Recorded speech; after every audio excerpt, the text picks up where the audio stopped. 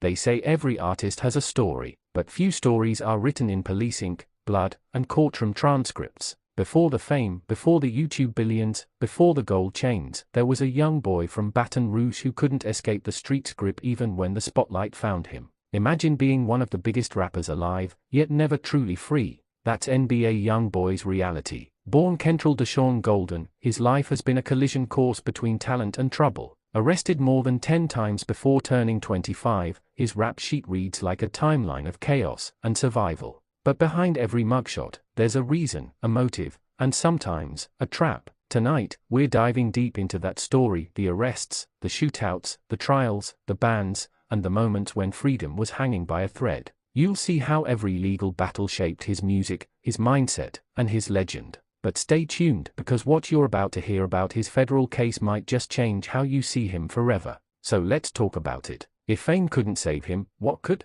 Think about this: how does a 15-year-old kid go from recording in his bedroom to dodging life sentences before his 21st birthday? Would you say it's destiny or self-destruction? Drop your thoughts below. Now, let's rewind. Baton Rouge, Louisiana, a city known for its raw music scene and its unforgiving streets. Young Kentrell grew up in the middle of it, raised mostly by his grandmother after his father was sentenced to 55 years in prison. That absence became the seed of Rebel Lion. At 14, he was already recording mixtapes under the name NBA YoungBoy, short for Never Broke Again. But that name, ironically, would become a warning more than a dream. Because while his music rose, so did his criminal record. The first run-in came in 2014. Simple stuff at first: robbery, assault, juvenile detention. But the system already had him in its grip. He dropped his first project, Life Before Fame, right after release, almost like he was telling us his whole prophecy. Then came the turning point. In 2016, while his buzz was growing, police arrested him in connection to a drive-by shooting.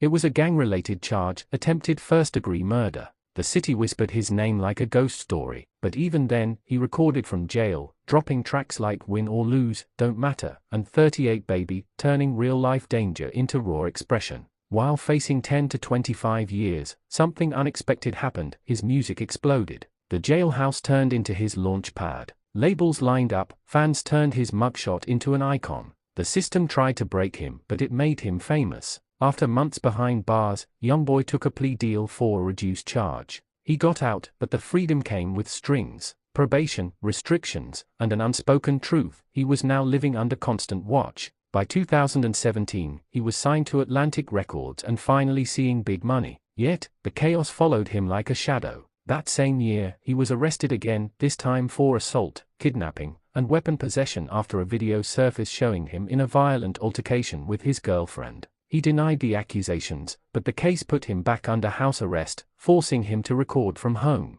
Ironically, some of his best music came from that confinement, songs dripping with frustration, paranoia, and pain. In 2019, he found himself back in jail for violating probation after a shooting in Miami involving his entourage. A stray bullet killed an innocent bystander. YoungBoy wasn't charged with the death, but the event haunted him. His lyrics grew darker, more isolated. Fame wasn't freedom, it was a cage with cameras. When he got out, he promised to change. He moved differently, tried to focus on his kids and music. But peace never lasted long. The streets, the fame,